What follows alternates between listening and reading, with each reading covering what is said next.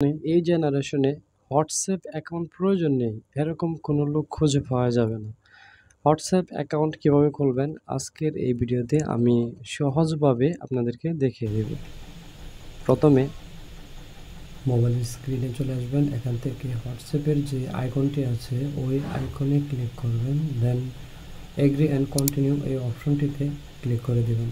তারপর এরো মার্কে ক্লিক করে আপনি আপনার দেশ সিলেক্ট করে নেবেন। আপনি যে দেশ থেকে হোয়াটসঅ্যাপ অ্যাকাউন্ট করতেছেন ওই দেশ সিলেক্ট করলে এবং এখানে আপনি যে দেশের সে দেশের কান্ট্রি কোড নাম্বার এখানে শো করবে, যেমন বাংলাদেশ +880। আপনি অন্য দেশের হলে এরকম শো করবে এবং আপনার যে নাম্বারে হোয়াটসঅ্যাপ অ্যাকাউন্ট করতে চাচ্ছেন ওই অ্যাকাউন্ট নাম্বারটি এখানে দিয়ে দিবেন এবং নেক্সট অপশনে ক্লিক করবেন।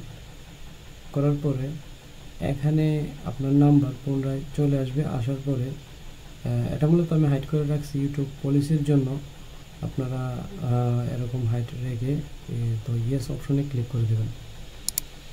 ইয়েস অপশনে ক্লিক করলে আপনার নেট ভালো থাকলে এরকম ঘুরবে না, দ্রুত চলে আসবে। তো ভেরিফাই নেবে, এখন ভেরিফাই কন্টিনিউ অপশনে ক্লিক করবেন। তারপর এখান থেকে স্কিপ করে দেবেন।